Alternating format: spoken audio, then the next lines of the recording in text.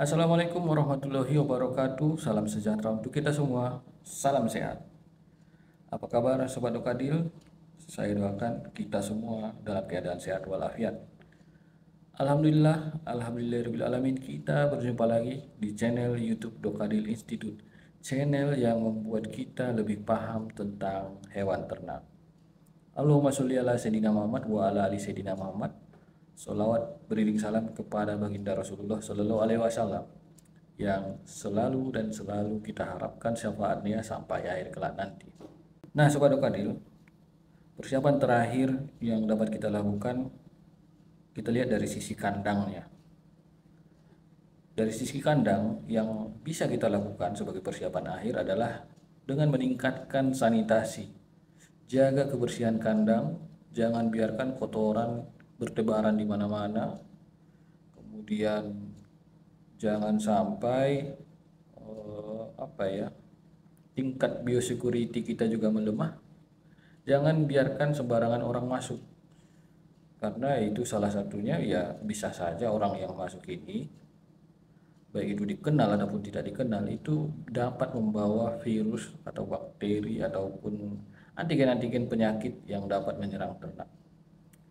Kemudian singkirkan dan jauhkan barang-barang ataupun benda-benda tajam yang dapat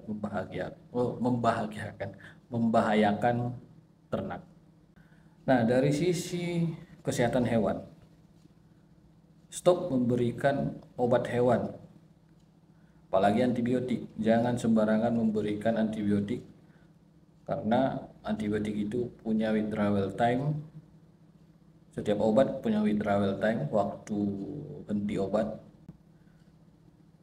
Jangan sampai ini terjadi resistensi antibiotik pada orang-orang yang mengkonsumsi daging hewan ternak yang diberikan antibiotik. Vitamin juga stop, obat cacing juga stop. Saya rasa tidak begitu besar manfaatnya lagi, karena tinggal beberapa hari akan dipotong. Nah, kenapa harus di stop, dihentikan pemberian obat ini? Ini tujuannya adalah untuk mencegah terjadinya mencegah kejadian terkonsumsinya residu obat oleh manusia yang mengkonsumsi daging-daging hewan yang dikurbankan tersebut. Kemudian persiapan dari sisi pakan, saya rasa tidak perlu lagi memberikan pakan yang banyak-banyak. Berikan pakan yang normal-normal saja jumlahnya, minimal 10% dari bobot badan, tidak perlu di flushing. Kemudian ini nih yang paling fatal yang dibuat oleh peternak-peternak yang belum paham, jangan dicampur, ternak ini jangan dicampur dengan air minum. Kasihan, ini juga menyalahi kodrat dan menyalahi, kurang etis lah, tidak sesuai dengan implementasi atau penerapan dari animal welfare atau kesejahteraan hewan. Tindakan ini tindakan yang sebenarnya sungguh kejam, banyak yang akan merugi, termasuk itu peternak karena kehilangan kepercayaannya, kemudian pembeli karena ya bobot badan pas dibeli tinggi tapi pas disembelih jadi rendah, susut dia bobot badannya, dan juga ternaknya sendiri juga merugi, dia mengalami kesakitan. Persiapan akhir selanjutnya dilihat dari sisi kelengkapan dokumen. Nah, apalagi ini kan di zaman sekarang ini market dari ternak itu udah lintas kota, lintas provinsi, atau bahkan lintas negara, Sobat Dokadil. Nah, kelengkapan dokumen yang saya maksud di sini adalah kita sudah saatnya peduli dokumen, peduli legalitas. Jadi cari tahu ataupun lengkapilah dokumen-dokumen yang diperlukan kalau kita mengirim ternak tersebut, tergantung lokasi dan asal tujuannya. Beberapa saat yang lalu kita sudah membahas terkait dokumen-dokumen yang diperlukan dalam pengiriman ternak.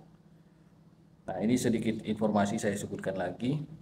Jika pengirimannya masih dalam satu kota yang sama, menurut saya cukup surat jalan dan sertifikat veteriner atau SKKH, surat keterangan kesehatan hewan yang diterbitkan oleh pemerintah daerah setempat yang membidangi fungsi peternakan dan kesehatan hewan. Itu yang masih dalam kota. Nah, bagaimana dengan luar kota, antar kota yang dalam satu provinsi? Nah, dokumen yang diperlukan adalah rekomendasi pemasukan dari kabupaten kota daerah tujuan, kemudian surat jalan dan sertifikat veteriner atau SKKH dari daerah asal. Nah, ini antar provinsi sebenarnya sama aja,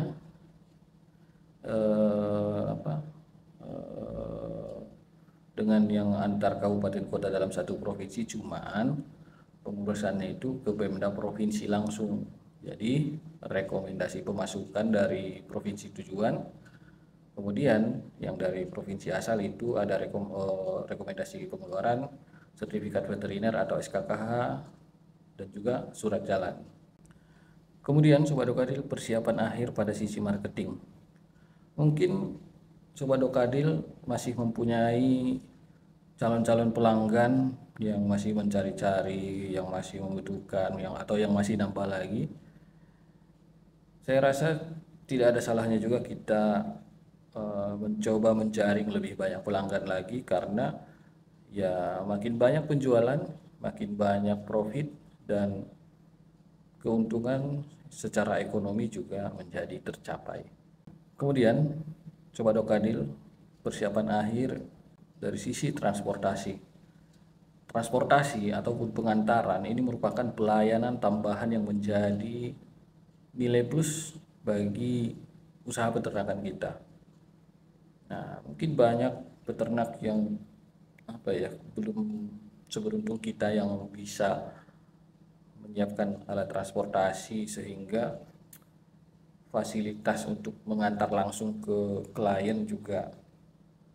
Ini ya, percaya tidak percaya, ini menjadi salah satu faktor kepuasan klien.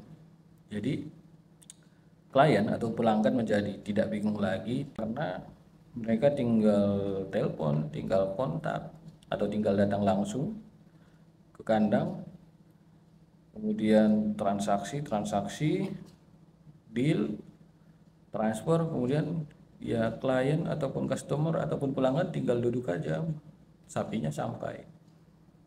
Nah, sebagai peternak, ceklah alat transportasi yang akan digunakan, pastikan layak jalan, kemudian pastikan dokumen-dokumen yang diperlukan untuk kendaraan tersebut lengkap dan masih berlaku. Pastikan juga pengemudi yang akan membawa ternak itu dan asistennya, kernetnya juga tahu lokasi tujuan pengantaran hewan kurban. Nah, itu dia Sobat Dokadil, cakap-cakap saya ya terkait persiapan akhir menyambut Idul Adha, ataupun di mana di situ kita akan menyembelih hewan kurban.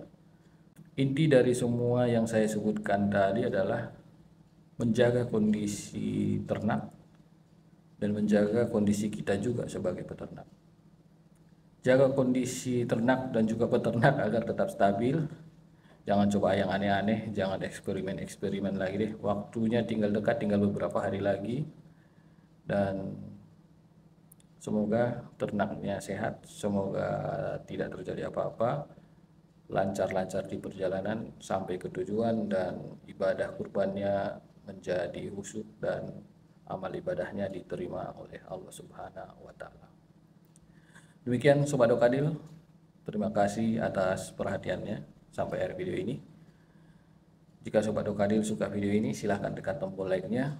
Jika Sobat Dokadil ada pertanyaan, ketik saja di kolom komentar, insya Allah kita akan membalasnya.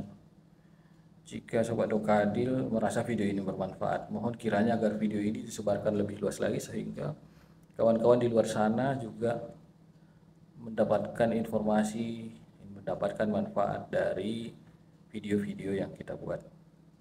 Terima kasih bagi Sobat Dokadil yang sudah subscribe channel Dokadil Institute. Nah, bagi Sobat Dokadil yang belum ataupun baru menonton video ini, ayo kita subscribe, bantu kami subscribe channel Dokadil Institute, karena dengan subscribe itu menjadi motivasi tambahan bagi kami untuk mengembangkan channel ini. Channel Dokadil Institute kami dedikasikan bagi seluruh peternak yang ada di seluruh Indonesia. Dengan Dokadil Institute kita menjadi lebih paham tentang hewan ternak. Demikian Sobat Dokadil, sekali lagi terima kasih atas perhatiannya. Semoga kita sehat selalu, semoga kita bahagia selalu, ibadahnya lancar, dan wabillahi taufiq wal hidayah. Wassalamualaikum warahmatullahi wabarakatuh. Salam sejahtera untuk kita semua. Salam sehat.